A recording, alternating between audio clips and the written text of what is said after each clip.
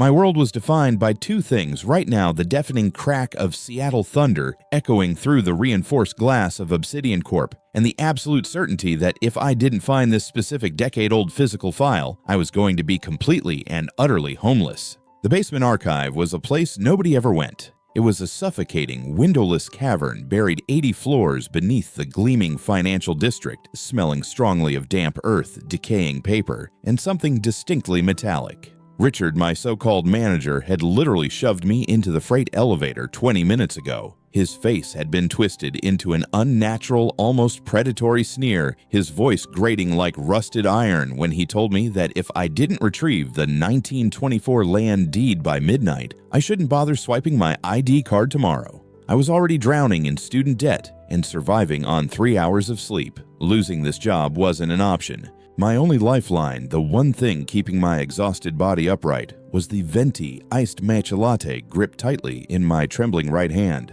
I had spent my last $8 on it. The overhead fluorescent lights flickered violently as another massive thunderclap shook the foundation of the building. The dim, yellowed bulbs buzzed like angry hornets, casting long, distorted shadows across the endless rows of iron filing cabinets. I navigated the narrow aisles, my eyes scanning the faded labels. Section D, Section E.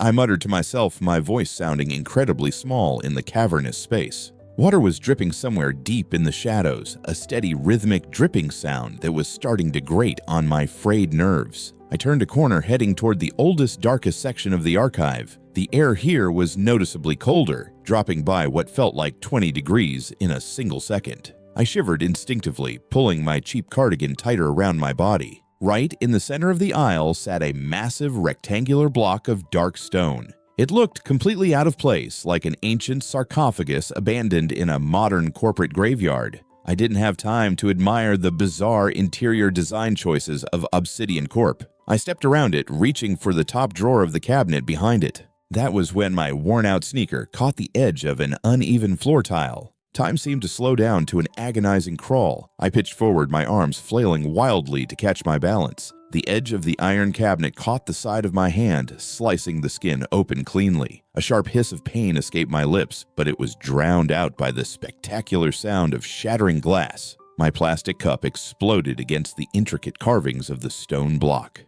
I hit the floor hard, the wind completely knocked out of my lungs. For a moment, I just lay there staring in utter despair at the ruined remains of my $8 caffeine fix. A thick puddle of vivid green matcha was seeping into the deep grooves of the stone lid. But it wasn't just green. A few heavy drops of bright crimson blood from my sliced hand had mixed with the sweet liquid glowing terrifyingly bright under the flickering lights. Then the dripping water stopped. The buzzing of the lights completely ceased. The silence that fell over the basement was absolute heavy and deeply wrong.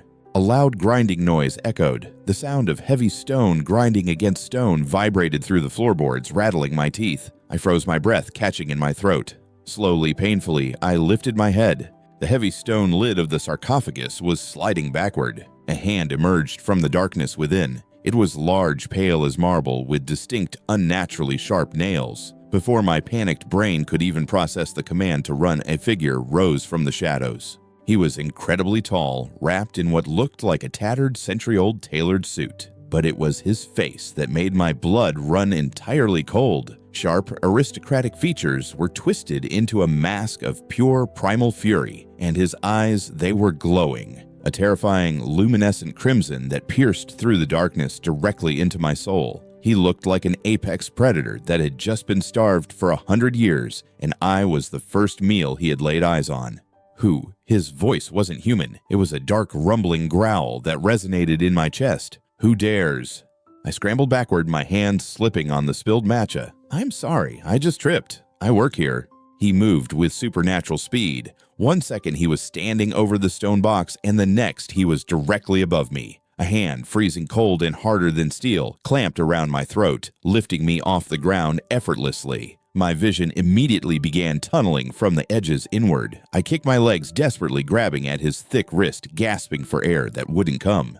His crimson eyes locked onto mine. His lips parted, revealing two distinctly elongated, razor-sharp fangs. He leaned in the scent of petrichor old blood and raw danger overwhelming my senses. He was going to tear my throat out.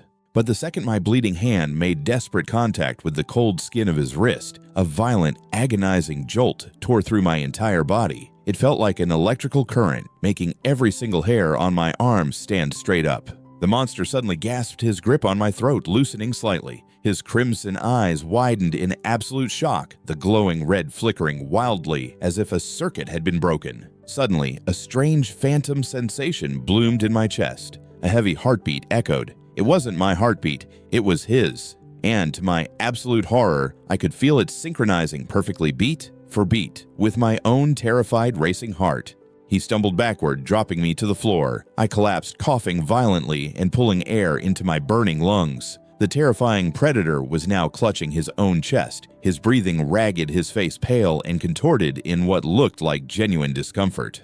The Blood Pact. I didn't know what it was called yet, but the universe had just inextricably tied my fragile human life to this ancient monster.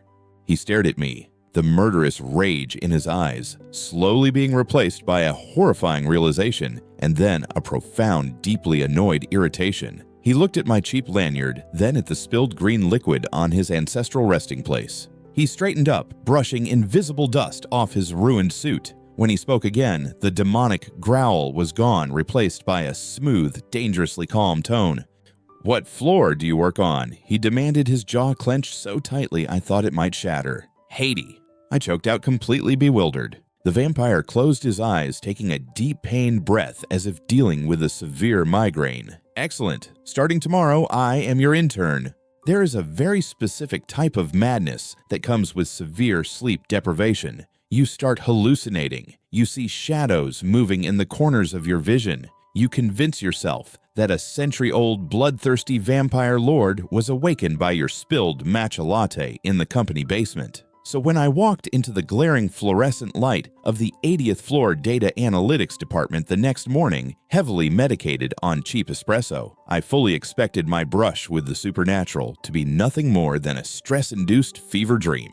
Then the HR director cleared her throat. "Everyone, I would like you to meet Vince Brenda from HR," announced her voice, possessing a strange, airy, almost drugged quality. Her eyes were completely glassy, staring blankly ahead like a malfunctioning android. "He is the nephew of the board director. He will be interning with us indefinitely. Please make him feel welcome." I froze my paper coffee cup, stopping inches from my mouth. Standing next to Brenda, looking like a terrifying apex predator stuffed into a modern corporate environment, was him. He had traded his tattered, century-old aristocratic garments for a bespoke charcoal black suit that probably cost more than my entire college tuition. His pale skin looked like carved marble under the harsh office lights, and his dark hair was swept back with effortless, intimidating perfection. He was flawlessly, breathtakingly handsome and absolutely lethal. His eyes no longer glowing crimson, but a flat, dangerous obsidian scanned the room. They locked onto me. A cruel, impossibly perfect smirk ghosted across his lips. "I will be shadowing Liam," he announced. His voice was a dark, rumbling baritone that sent a completely involuntary shiver down my spine. It was not a request. Before I could object, Brenda simply nodded her glassy head and wandered away. Vincent, or Vince, as the corporate system now knew him, strode across the gray carpeting with the silent, fluid grace of a hunting panther. He bypassed the empty desks and stopped directly beside my cramped cubicle. He looked at my cheap particle board desk, the ergonomic chair that squeaked when I breathed, and the dual monitors displaying endless rows of data. The look of profound, aristocratic disgust on his face would have been comical if I wasn't utterly terrified of him. "What is this absolute misery?" he murmured, leaning down so only I could hear. The scent of rain-old parchment and a faint metallic tang washed over me. "It is my desk," I whispered frantically, looking around to see if anyone was watching. "What are you doing here? You cannot just casually walk into a corporate company." "I can walk wherever I please, little human," he replied coldly, leaning his tall frame against the cubicle partition. "However, thanks to your clumsy blood offering last night, I am physically tethered to your pathetic existence. If I step beyond a 10-meter radius of your heartbeat, my blood pressure plummets, and I experience a migraine that makes the Spanish Inquisition look like a minor inconvenience. Congratulations, Liam.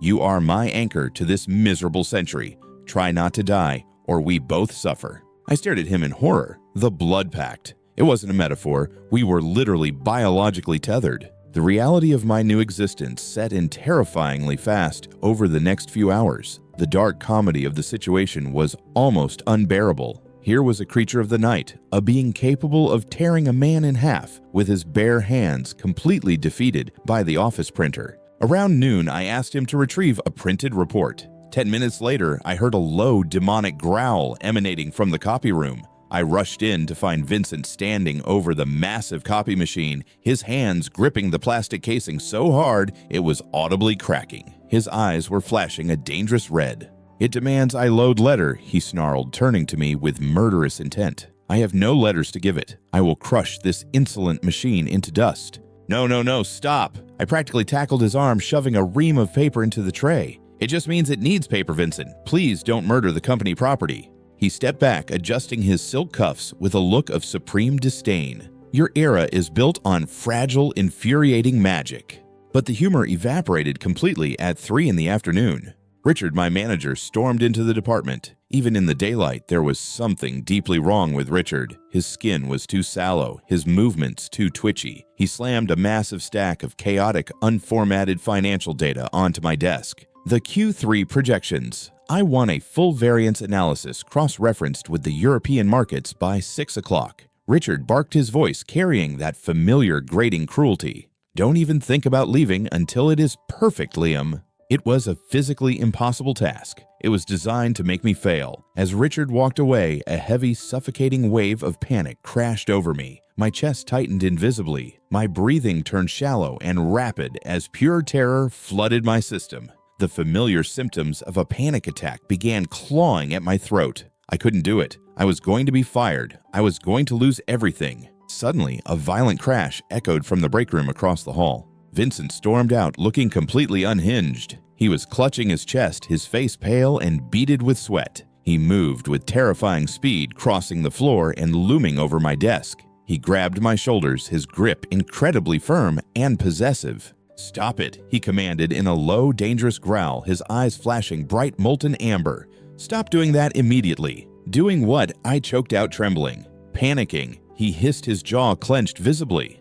"Your pathetic, elevated heart rate and suffocating anxiety are hardwired directly into my nervous system through the bond. I was simply trying to drink a cup of your disgusting black coffee, and suddenly I felt like I was being buried alive. Control your fragile emotions, or I will tear that manager's head off to cure the root cause." I stared at him, my brain short-circuiting. The fearsome lord of the underworld was currently experiencing a corporate panic attack because of my deadline. The sheer absurdity of it broke through my terror. I actually let out a breathless, hysterical laugh. Slowly, my heart rate began to normalize. As I calmed down, I watched the tension physically leave Vincent's shoulders. He exhaled a long, irritated breath, glaring at me as if I were the monster. "You are a liability," he muttered, though he didn't let go of my shoulders until he was sure I was stable. The atmosphere in the office shifted drastically an hour later. I was furiously typing away at the spreadsheets, with Vincent standing silently behind me like a brooding gargoyle when the temperature in the room plummeted. The ambient chatter of the office died instantly. Marcus Sterling, the CEO of Obsidian Corp, was walking through the aisles. He was flanked by security projecting an aura of absolute authority and polished perfection. As he passed our section, I felt Vincent's entire body go dangerously rigid behind me. The air grew so heavy, it was hard to breathe. Vincent's hands gripped the back of my chair, the metal frame groaning under the pressure. I looked up at him. His pupils had swallowed his irises entirely, leaving a terrifying void of pure, ancient hatred. He wasn't looking at a CEO, he was looking at prey. "Vince," I whispered, terrified. Marcus paused, glancing towards our cubicle. For a fraction of a second, the CEO's polished facade slipped, revealing a flicker of something cold and inhuman in his eyes. Then he continued walking. When Marcus was gone, Vincent leaned down, his voice a chilling, hollow whisper against my ear. The scent of betrayal. He wears a tailored suit now, but underneath the cologne and human pretense, it is still him. The one who locked me in the dark for 100 years. The realization hit me like a freight train. My corporate hellscape wasn't just a toxic workplace. It was a front for the very monsters that had betrayed the creature currently tethered to my soul. By 2 in the morning, the office was completely deserted. The storm outside had returned rain lashing violently against the floor-to-ceiling windows. I had been staring at the glowing monitor for so long, my vision was blurring. I was exhausted physically and mentally drained to my core. I crossed my arms over the keyboard and rested my heavy head down for just a second. Just 1 second. When I drifted into the hazy space between wakefulness and sleep, I vaguely felt something heavy and incredibly warm draped over my trembling shoulders. The scent of petrichor and old parchment enveloped me, grounding me in the quiet dark. I cracked my eyes open just a fraction. Vincent was standing by the window, my cheap desk lamp casting sharp shadows across his flawless, scarred profile. He had taken off his expensive suit jacket and draped it over me. He stood there in his perfectly tailored waistcoat, his arms crossed over his broad chest, staring coldly up at the ceiling, looking directly toward the 85th floor, toward Marcus's office. The anger in his eyes was terrifying, but as the warmth of his jacket seeped into my exhausted bones, I realized something completely illogical. For the first time since I started working at this cursed company, I actually felt safe. The rhythmic, relentless typing of my mechanical keyboard was the only sound keeping me tethered to sanity. It was near midnight on a Thursday, and the 80th floor of Obsidian Corp was entirely dead, save for the hum of the servers and the relentless drumming of Seattle rain against the reinforced glass. Earlier that afternoon, Richard had dropped a bombshell on my desk. It wasn't a metaphorical bombshell, it was 3 physically massive binders of corrupted encrypted financial data from our European shell corporations. I need the consolidated audit by tomorrow morning. Liam. Richard had sneered, his skin looking grayer and more papery than usual under the harsh lights. He had a strange, uncontrollable twitch in his left eye. If the numbers don't balance perfectly, you will be boxing up your desk. It was a setup. A blatant, mathematically impossible setup designed to give them a reason to fire me. But I couldn't quit. My bank account was hovering in the single digits. So I typed. I typed until my fingers cramped and my vision blurred, fueled by a dangerous cocktail of panic and stale breakroom coffee. Vincent sat at the desk across from me, looking like a dark prince exiled to an office supply store. He was casually flipping through a quarterly report, though I knew he wasn't reading it. The blood pact tethered him to my physical state. As long as my heart was racing with deadline-induced adrenaline, he couldn't rest either. "This is completely absurd," Vincent suddenly muttered, tossing the report onto his desk with a heavy thud. "You are effectively a corporate slave, bleeding your life force into a spreadsheet for a man who doesn't even possess a soul." "I need the money, Vince," I said without looking away from my monitors. "And right now, I need the spending reports from the Swiss supplier, but the head of their accounting department, a guy named Klaus, has been ignoring my emails for 3 days." Vincent paused. His obsidian eyes narrowed, calculating. He slowly stood up, smoothing the front of his flawless waistcoat. "Klaus from the Swiss branch," he repeated softly. A dangerous, predatory smile crept onto his lips. "What is his home address?" "He lives in Bellevue." "Why?" I asked, finally looking up. "I am going to acquire your data," Vincent said, already walking toward the elevator banks. "Wait, Vincent, you cannot go more than 10 meters from me." "I have been practicing," he called back over his shoulder, his voice echoing in the empty office. "If I focus entirely on the rhythm of your heartbeat, I can stretch the tether for approximately 45 minutes before the pain becomes incapacitating. Keep typing, little human. Do not stop." He vanished into the elevator. I stared at the closed doors, a knot of dread forming in my stomach. 40 minutes later, the elevator chimed. Vincent stepped out. He looked perfectly composed, though his suit jacket was slightly damp from the rain. He walked to my desk, casually pulling a pristine white handkerchief from his pocket and wiping a single vivid drop of crimson blood from his sharp jawline. Before I could even open my mouth to scream, my email notification rang out. I clicked it. It was from Klaus. The subject line read, "All requested data, please accept my apologies." The body of the email was a frantic, terrified ramble begging Obsidian Corp not to send the Shadow Man again, accompanied by every single spreadsheet I needed perfectly formatted. I stared at the screen, then slowly looked up at Vincent. What did you do?" "We had a physical negotiation regarding professional courtesy," Vincent replied smoothly, dropping the bloodied handkerchief into my trash can. He was surprisingly cooperative after I dangled him by his ankle from his third-story balcony. "You dangled a corporate accountant off a balcony. He was ignoring your emails," Vincent stated, as if this completely justified attempted murder. "Now finish your pathetic document." I didn't know whether to call the police or hug him.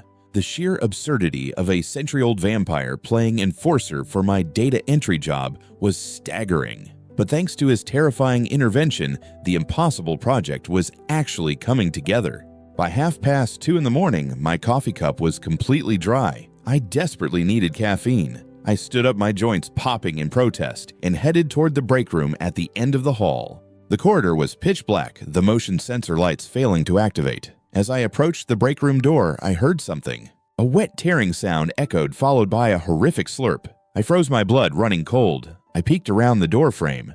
Richard, my manager, was standing in the center of the dark break room, but he wasn't human. His jaw was unhinged, dropping unnaturally low, exposing rows of needle-like teeth. He was holding a large, transparent medical bag filled with a glowing, dark red substance, greedily sucking it down. But the most terrifying part was the aura radiating from him, a suffocating, desperate energy that smelled exactly like the collective misery of the 80th floor. Suddenly, a cold, iron-hard hand clamped over my mouth, yanking me backward into the shadows. I thrashed wildly, but Vincent's familiar scent of rain and parchment hit me instantly, calming my panicked heart. He pulled me around the corner, pressing me against the wall, his body shielding mine. "Do not make a sound," he breathed into my ear, his voice barely a vibration. "He is a blood thrall." I looked up at him, my eyes wide with terror. He slowly lowered his hand from my mouth.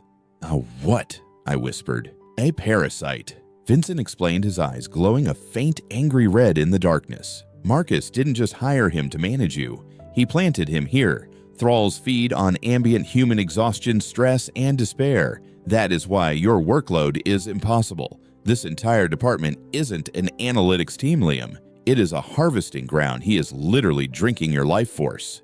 A wave of profound nausea washed over me. Every unpaid hour of overtime, every panic attack, every tear I had shed over this job, it was all food for monsters. My legs gave out, but Vincent caught me effortlessly by the waist, his grip surprisingly gentle. "Come," he said softly. "We are leaving the building. You need real food, not corporate poison." 10 minutes later, we were sitting under the flickering neon sign of a convenience store on the corner of the avenue. The rain was coming down in sheets, blurring the streetlights into streaks of gold and red. I sat on a plastic crate under the awning, eating a cheap, lukewarm slice of pepperoni pizza. Vincent stood next to me, holding a black umbrella over my head, completely ignoring the fact that his expensive shoes were getting soaked. "I cannot go back there," I whispered, staring at the greasy pizza box. "I am working in a slaughterhouse." "You are not livestock," Vincent said firmly, his deep voice cutting through the sound of the rain. He looked down at me, and for the first time, the arrogant, terrifying lord was gone. In his eyes, I saw the reflection of a man who had spent 100 years locked in a lightless stone box. "I know what it feels like to be trapped in the dark by Marcus Sterling, to have your life stolen." I looked up at him. The neon light cast harsh shadows across his flawless face, highlighting the faint, ancient scars on his neck. "How did you survive it?" I asked softly. "A century in that coffin." Vincent was silent for a long moment. He slowly lowered the umbrella just enough to block us from the view of the street. "I focused on revenge," he murmured, his voice dropping an octave, becoming incredibly intimate. "But revenge is cold. It does not beat. It does not breathe." He took a step closer. The tether between us, the invisible blood pact, pulsed warmly in my chest. He leaned down, closing the distance between us until I could feel the cold chill of his skin radiating against my flushed face. He closed his eyes, inhaling deeply, right at the crook of my neck. "You smell like matcha," he whispered, a faint, almost imperceptible tremor in his voice. "And rain, and something entirely human. It is maddening." My breath hitched. The air between us was suddenly thick electric and terrifyingly fragile. I wasn't looking at a monster anymore. I was looking at a profoundly lonely creature who had just realized he wasn't alone in the dark anymore. And God help me, I wanted to lean into him. But the moment shattered when Vincent's eyes suddenly snapped open, flashing a violent crimson. He whipped his head toward the towering structure of Obsidian Corp across the street. I gasped, my heart immediately spiking. The cameras. Vincent growled, his hand instinctively dropping to his side, curling into a lethal fist. I followed his gaze. High up on the exterior of the building, a red security light was blinking directly at us. We weren't just a corporate drone and an intern taking a break. We were being hunted. The 80th floor of Obsidian Corp was usually a sanctuary of deafening corporate silence after midnight. But tonight, the air felt fundamentally different. It was heavy, practically buzzing, with a thick metallic static that made the hairs on my arms stand straight up. It was shortly after 1 in the morning. I was compiling the final European audit data, my fingers moving across the keyboard with a frantic, caffeinated rhythm. Vincent was standing by the floor-to-ceiling window, staring out at the rain-slicked Seattle skyline. He hadn't said a word for nearly an hour. Through the blood pact, I could feel a low, continuous thrum of anxiety radiating from him, a tight, coiled tension in his chest that was starting to make it hard for me to breathe. "Vince," I asked softly, rubbing my tired eyes, "is the tether hurting? You have been pacing like a caged animal." He didn't turn around. "It is not the tether, Liam. The scent in the building, it has shifted." Before I could ask what he meant, the ambient hum of the servers died completely. The entire floor was plunged into absolute pitch-black darkness. My dual monitors cut out. The emergency backup lights didn't engage. The silence that followed was so sudden and profound it made my ears ring.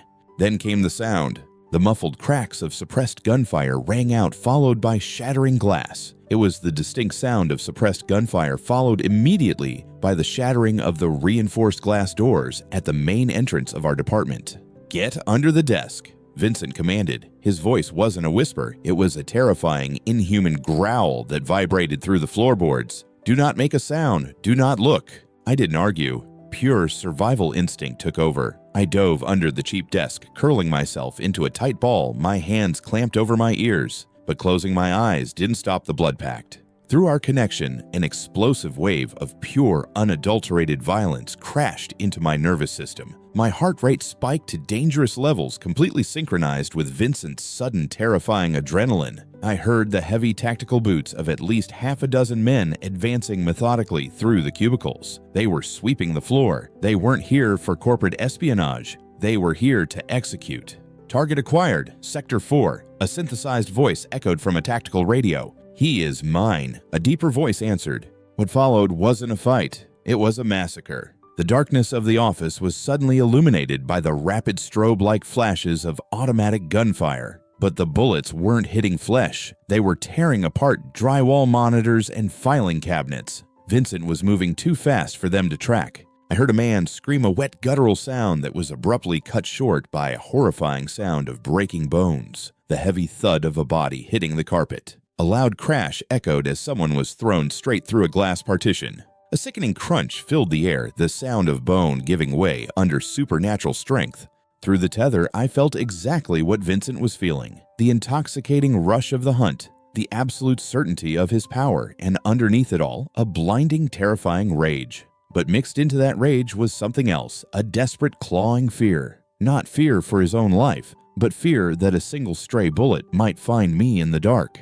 "Hold fire! Hold fire! He is too fast!" One of the mercenaries screamed, his voice breaking in sheer panic. "You brought Silver to a slaughter." Vincent's voice echoed from everywhere and nowhere, at once cold and dripping with centuries of malice. How insultingly unprepared. A final desperate burst of gunfire lit up the room, revealing Vincent's silhouette for a fraction of a second. He wasn't the impeccably dressed intern anymore. His suit jacket was gone, his white shirt stained with crimson. He moved like a shadow, detached from the wall, grabbing the last mercenary by the tactical vest and hurling him across the room with devastating force. The man hit the concrete pillar with a sickening thud and didn't move again.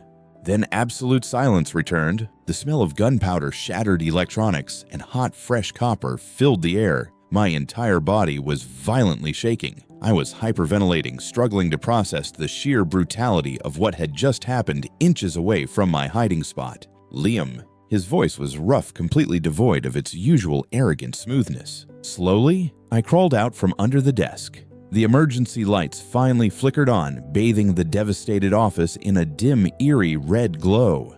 The sight was horrific. The pristine corporate environment had been turned into a war zone. Bodies clad in black tactical gear lay scattered among the ruined cubicles. And in the center of it all stood Vincent. He was breathing heavily, his chest rising and falling in jagged, uneven rhythms. His hands were coated in dark, glistening blood. His eyes were completely pitch black, save for a ring of molten crimson around the edges. He looked monstrous. He looked like the apex predator Marcus had kept locked in a box for 100 years. He didn't look at me. He kept his face turned away, staring at the floor. Marcus sent them. Vincent said, his voice terrifyingly flat. He knows I am awake. He knows about the tether. He knows you are my vulnerability. Vince, I managed to whisper, my voice shaking uncontrollably. He finally turned to look at me, and the raw, undisguised self-loathing in his eyes made my breath catch. He looked at my pale, terrified face, and I felt a wave of profound sorrow wash over me through the bond. It was his sorrow.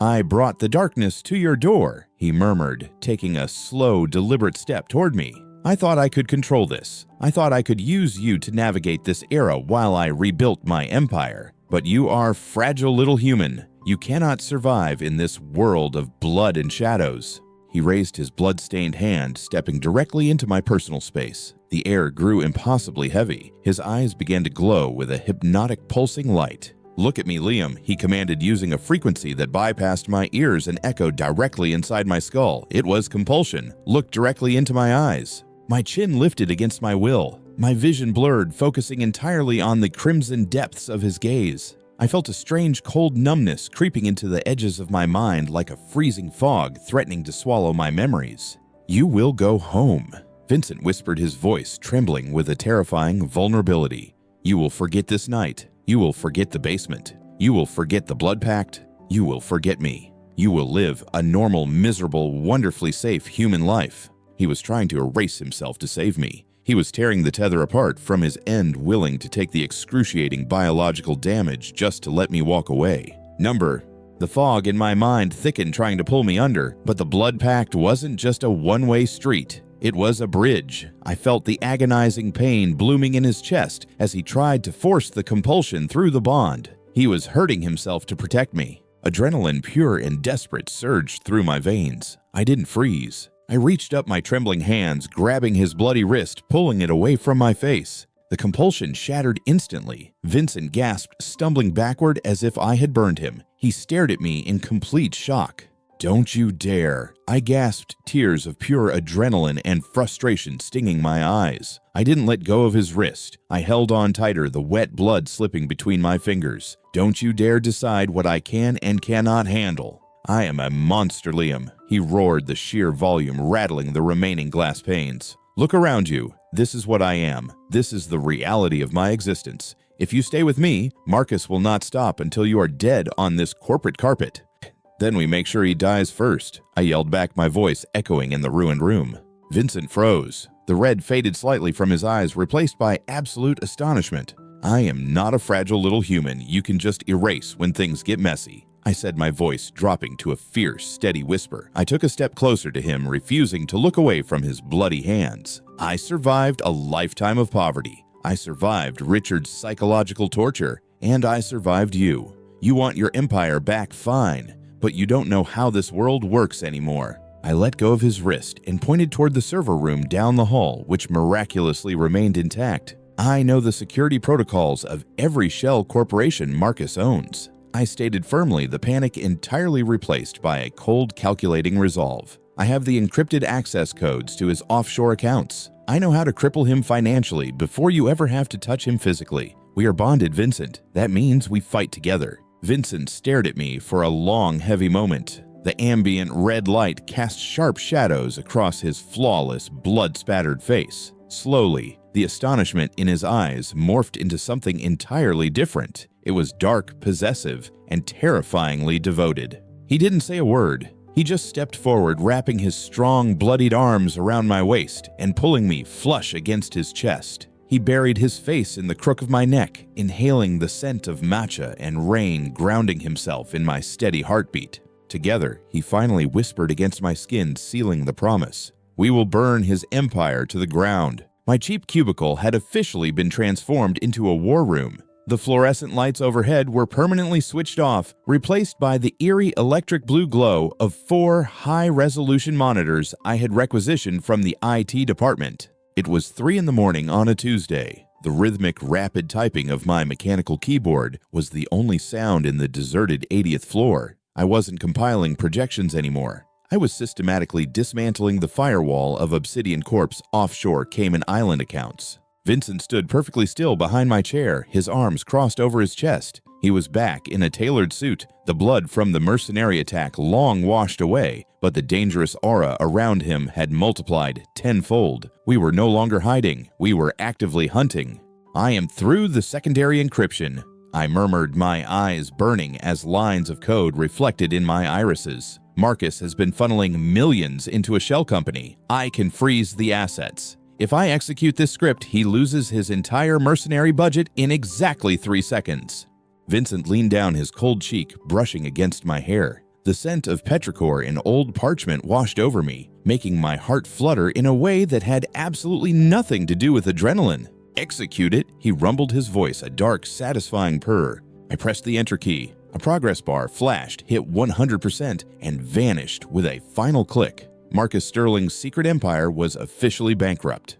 "Brilliant," Vincent whispered, his hand resting heavily on my shoulder. Through the blood pact, I could feel his profound satisfaction mixed with an intense, burning admiration directed entirely at me. That was the problem, the blood pact. Over the past week, the lines between us had blurred to a terrifying degree. We moved in perfect synchronicity. He protected me from the physical horrors of the night, and I dismantled his enemies in the digital daylight. I was falling in love with a century-old vampire. It was an undeniable, terrifying fact, but every time my heart raced when he looked at me, a cold voice in my head whispered that it was not real. It was the blood. He was biologically tethered to me. He had to care. The agonizing reality of our connection was hilariously brutally demonstrated the following evening. Vincent had relocated me to his penthouse, a sprawling minimalist fortress made of glass and black marble for my own safety, while he went to an underground meeting to rally the city's remaining supernatural factions against Marcus. I was sitting on his impossibly expensive leather sofa, taking a much-needed break from coding by watching a horribly cheesy tragic romance movie on television.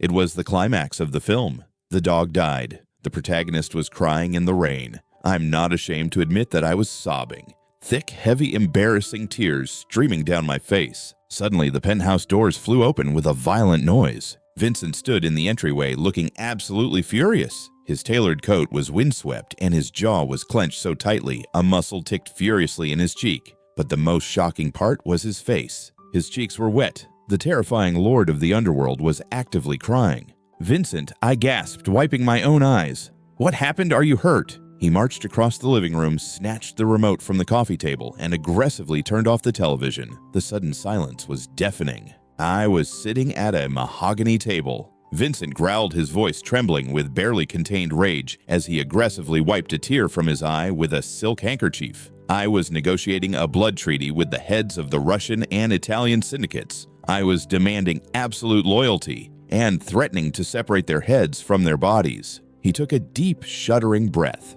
and right in the middle of my terrifying ultimatum, my chest physically ached, my eyes welled up, and I began to weep uncontrollably. I stared at him, my mouth slightly open. "Do you have any idea," he hissed, pointing an accusatory, trembling finger at the blank screen, "how difficult it is to maintain an aura of lethal authority when you are openly sobbing over a golden retriever named Buster, not Justice?" I couldn't help it. A loud, breathless laugh escaped my lips.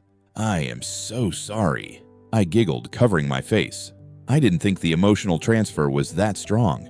Vincent glared at me, but as my genuine laughter echoed in the room, his rigid posture slowly relaxed. The anger bled out of him, replaced by a soft, resigned sigh. He sat down heavily on the sofa next to me, leaning his head back against the leather. "You are a menace, Liam," he murmured softly, but he didn't move away. He stayed right beside me, the tether pulsing warmly between us. That night, I couldn't sleep. The realization that my emotions directly manipulated him felt incredibly unfair. I was holding the king of the underworld hostage with my humanity. Wandering into his grand, dimly lit study looking for a distraction, my eyes fell upon an ancient leather-bound notebook lying open on his mahogany desk. It was written in Latin, a language I had studied extensively in high school. The pages were yellowed and brittle. The heavy rustling of thick parchment turning echoed in the silent room.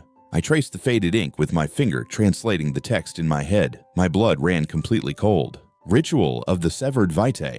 To break a blood pact of the soul, the initiator must consume the ashes of a white rose soaked in silver. The bond will shatter, returning the human to their fragile freedom. However, the immortal initiator shall surrender half of their essence to the void. The pain will be beyond comprehension, and the immortal will never walk in the daylight again, cursed to the deepest shadows. I stared at the page, my hands trembling violently. Next to the open book lay a silver chalice, and beside it, a single dried white rose. He was going to do it. Vincent was going to mutilate his own soul, subject himself to eternal agony, just to break the tether, just to give me my freedom because he thought I didn't want to be tied to a monster. He thought he was saving me. I touched my chest, feeling the steady synchronous beat of our hearts. It wasn't the blood forcing him to care. He loved me enough to destroy himself for me. The heavy oak door of the study clicked open. Vincent stood in the doorway, his eyes falling immediately to the ancient book in my hands, then to the tears pooling in my eyes.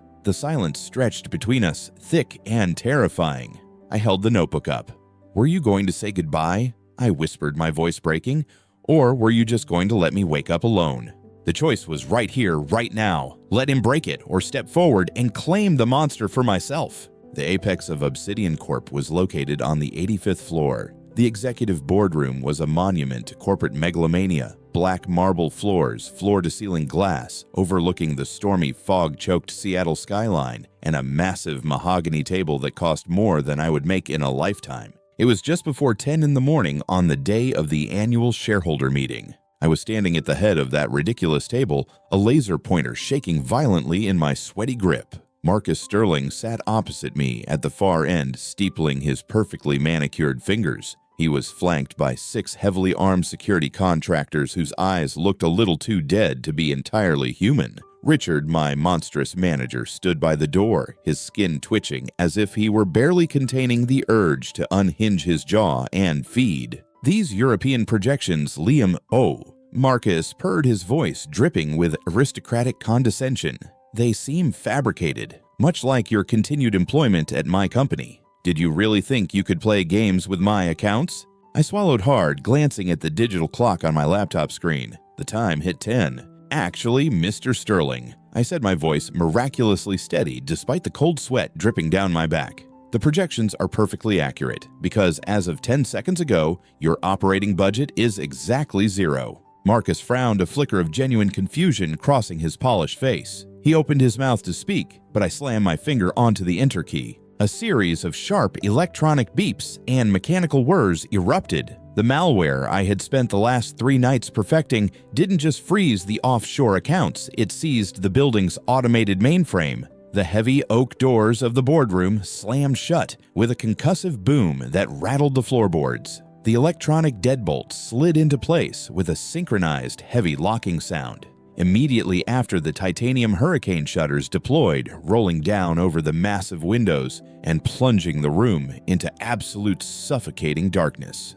The emergency alarms began to wail, a piercing rhythmic shriek of mechanical panic. "What is the meaning of this?" Marcus roared over the cacophony. His eyes began to glow a sickly fluorescent yellow in the dark. Beside him, Richard hissed, his face contorting into a terrifying, fanged visage. "It means a voice resonated from the shadows so deep and cold it seemed to freeze the oxygen in the room. The board is permanently dissolved." Red emergency lights flickered to life, bathing the room in the color of fresh blood. Vincent stood at the far end of the mahogany table. He wasn't Vince the intern anymore. He wasn't wearing a name tag or carrying a coffee cup. The dark aura radiating from him was monolithic, an oppressive gravity that crushed the air right out of my lungs. He was the lord of the underworld, an ancient apex predator stepping back into his stolen throne room.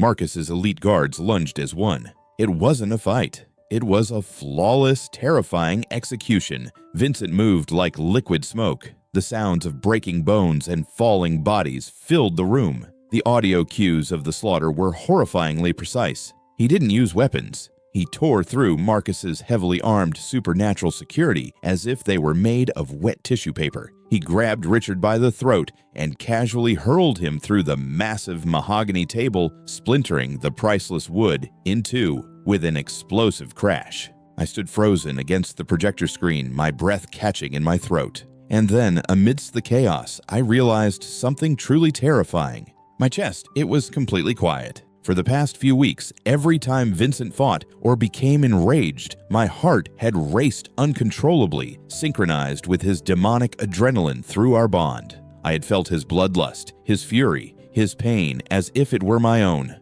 But right now, nothing. I only felt my own terrified, rapid heartbeat. The tether was gone. Vincent stood over Marcus, who had been thrown violently against the black marble wall. The CEO's polished facade was shattered. He was bleeding thick black blood from his mouth, staring up at Vincent with a mixture of hatred and desperate arrogance. "You are a fool, Vincent," Marcus spat, coughing violently. "You think you can kill me? Go ahead, unleash your full power, but we both know the Blood Pact is a two-way street. The sheer necrotic energy you need to destroy an ancient like me will fry that fragile human's nervous system. You will boil his brain inside his skull." Marcus let out a wet, mocking laugh, gesturing wildly toward me. "You are leashed, trapped by your own pathetic biological affection for a corporate drone." Vincent didn't flinch. He didn't look back at me. He just slowly tilted his head, his obsidian eyes completely devoid of mercy. "You always were remarkably arrogant, Marcus," Vincent murmured, his voice cutting clearly through the wailing alarms. "And remarkably blind." Vincent raised his right hand. A long, wicked blade of pure blackened silver slid from his tailored sleeve directly into his grip. "The tether doesn't restrict me," Vincent stated, coldly stepping into Marcus's space, "because I severed it 3 nights ago." Marcus's yellow eyes went wide with absolute terror. "Impossible. The ritual of the severed vitae. It would tear your soul in half. The pain would break your mind. It would condemn you to the deepest shadows for eternity." "It did," Vincent replied softly, a dark, terrifying calm in his voice. "A remarkably small price to pay to ensure he never has to bleed for my sins." Without a single second of hesitation, Vincent drove the silver blade directly into Marcus's chest. A blinding flash of dark energy erupted in the room, accompanied by a deafening, unearthly screech that shattered the remaining glass of the projector lens. Marcus disintegrated instantly, his ancient body turning into a pile of gray, smoldering ash on the expensive corporate carpet. Silence slammed back into the room, broken only by the distant rhythmic wail of the emergency alarms. Vincent stood there for a long moment, staring down at the ashes of the man who had stolen a century from him. His broad shoulders were slumped slightly. Without the tether, I couldn't feel his emotions anymore, but I didn't need a magical blood bond to see the profound, devastating exhaustion radiating from him. He had mutilated his own immortal soul, endured unimaginable agony for 3 days in absolute secret, just so he could fight this battle without hurting me. I didn't think, I just moved. I ran across the ruined boardroom, my cheap sneakers crunching loudly on broken wood and shattered glass, and threw my arms around him from behind. I pressed my face into the center of his broad back, holding onto him as tightly as I physically could. Vincent went completely rigid. Then slowly, he turned around. He looked down at me, his flawless face smeared with ash and blood, his eyes returning to their normal, stunning obsidian depth. "You are an absolute idiot." I choked out hot tears, blurring my vision. "You didn't have to do that alone. You didn't have to break it." "I had to," he whispered, his cold, blood-stained hands coming up to gently cradle my face, his thumbs carefully wiping away my tears. "A tether is forced, Liam. It is a biological prison. I refuse to let you wonder for the rest of your mortal life if I stayed by your side simply because of a spilled cup of tea." He leaned down, resting his forehead against mine, his cool breath mingling with my ragged exhales. "I am no longer bound to you by blood," Vincent murmured, his voice thick with raw, undisguised emotion. "I protect you because I choose to. I am yours because I choose to be." I looked up into his eyes, seeing the absolute, undeniable truth burning there. I didn't need the tether to feel his love anymore. It was written in the shadows he had willingly embraced just to keep me safe. "I took back the Empire," Vincent said, a faint, devastatingly handsome smirk finally breaking through his exhaustion. He pulled me flush against his chest, wrapping his arms securely around my waist amidst the wreckage of the boardroom. "From now on, you manage my books. Forever." I let out a wet, breathless laugh, burying my face in the collar of his ruined shirt. "You are still paying me overtime, boss." The relentless rhythmic drumming of the Seattle rain against the floor-to-ceiling reinforced glass was a sound I had come to find profoundly comforting. It was 4 in the afternoon on a Friday, exactly 3 months since the 85th floor of Obsidian Corp had been transformed into an absolute slaughterhouse. The blood had long been scrubbed from the black marble. The shattered mahogany boardroom table had been replaced by an even more ridiculously expensive slab of imported Italian stone. The entire corporate structure had been violently, ruthlessly overhauled. The blood thralls were gone, the predatory managers had been permanently relocated, and the company was now running with terrifying, almost supernatural efficiency, which made sense considering the new chief executive officer was an immortal lord of the underworld. The rapid sound of typing filled the air. My fingers flew across the mechanical keyboard with practiced ease. I wasn't sitting in a cramped cubicle in the windowless basement anymore. My desk was a sleek, minimalist masterpiece positioned directly adjacent to the CEO's towering workspace, bathed in the soft gray light of the stormy afternoon. I was officially the Special Executive Secretary, a title that came with a 6-figure salary, zero student debt, and the absolute terrifying backing of the city's reigning mafia syndicate. A heavy, frustrated sigh echoed across the massive office. Liam, a dark, rumbling baritone, complained. This is a form of psychological torture specifically designed to break my spirit. I didn't stop typing. It is an IRS form for corporate tax returns, Vince. It is not the Spanish Inquisition. The Inquisition was significantly more straightforward. Vincent growled, leaning back in his custom-made leather executive chair. They merely threatened you with fire. They did not demand an itemized deduction list of depreciating assets spread across 4 different fiscal quarters. Why must I pay a federal government a percentage of the European shipping docks I acquired through a perfectly legitimate blood duel? Because Al Capone went to prison for tax evasion, not murder, I replied smoothly, hitting the enter key on my spreadsheet. And IRS auditors don't care if you're a century-old vampire. If the numbers don't balance, they will freeze your accounts. Sign on the dotted line, boss. Vincent glared at the glowing monitor of his own laptop with an expression of pure, unadulterated hatred. He looked like a dark god carved from marble, dressed in a bespoke charcoal suit that radiated lethal authority, yet he was currently being entirely defeated by corporate bureaucracy. A loud slurping noise echoed. The distinct, unmistakable sound of a plastic straw hitting the bottom of an empty plastic cup broke the tension. I finally looked up from my screens. Vincent, the terrifying apex predator who had single-handedly dismantled an entire syndicate of armed mercenaries, was holding a large iced matcha latte. He looked down at the empty green cup with a faint expression of disappointment swirling the remaining ice cubes. You are addicted, I pointed out, leaning my chin on my hand. It possesses a surprisingly complex flavor profile. Vincent defended himself smoothly, setting the cup aside. And it reminds me of the night I woke up. He stood up, abandoning the tax forms completely. He moved with that silent, fluid grace of a hunting panther crossing the plush carpet to stand behind my chair. Even without the blood pact, I could feel his presence like a physical weight in the room. The tether was gone, severed by his own hand to ensure my freedom, but the connection between us was stronger, deeper, and completely undeniable. I didn't have to monitor my heartbeat anymore in fear of causing him pain. I didn't have to wonder if his protective instincts were just a biological imperative. Every time he looked at me, every time he touched me, I knew it was a conscious, deliberate choice. Vincent leaned down, resting his strong, cool hands on my shoulders. The familiar, intoxicating scent of petrichor and old parchment washed over me. I leaned back into his touch instinctively, letting my eyes drift shut for a moment as his thumbs gently massaged the tension at the base of my neck. The Russian syndicate has officially surrendered their territory in the docks, Vincent murmured, his voice dropping to that intimate, vibrating frequency that always made my breath hitch. The transition of power is complete. The city belongs to us. That is great, I whispered, opening my eyes to look at the reflection of his flawless, scarred face in the dark glass of the window. Does this mean I don't have to audit their money laundering fronts anymore because their accounting is a complete disaster? A low, genuine chuckle vibrated in Vincent's chest. He leaned closer, pressing a soft, lingering kiss against the sensitive skin just beneath my ear. The contrast between his lethal reputation and the startling gentleness he reserved only for me still made my heart race. You are the true architect of this empire, Liam, he said softly, his breath cool against my skin. I merely provide the violence. You provide the structure. Someone has to make sure you don't accidentally buy a cursed artifact with the corporate credit card again."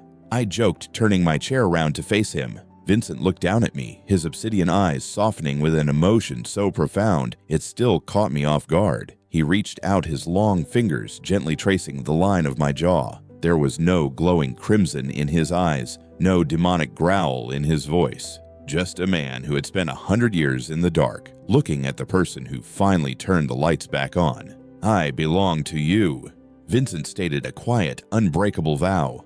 Not by blood, not by magic, by choice, completely and entirely. "I know," I smiled, reaching up to cover his cold hand with my warm one, "and I am holding you to that." We stayed like that for a long moment, the quiet hum of the servers and the steady Seattle rain creating a peaceful sanctuary high above the chaotic world below. It was surreal. My life had started as a desperate scramble to survive a toxic corporate hellscape, and somehow I had ended up managing the books for a vampire king. But as Vincent pulled me up from my chair and into his arms, burying his face in the crook of my neck, I realized something fundamental. The scariest darkness in the world didn't actually come from the fangs of monsters hiding in the shadows. The truest terror was living a life paralyzed by fear, buried under impossible deadlines, completely alone. And the greatest, most absolute power you could ever achieve wasn't immortality or an underworld empire. It was finding someone who would gladly stand between you and the darkness, someone who was willing to run those impossible deadlines with you, side by side, until the very end of time. I wrapped my arms around his broad shoulders, pulling him closer. Now, I whispered against his ear, "Go finish your tax returns, or I am cutting off your matcha supply." Vincent let out a long, tragic sigh, but he didn't let me go.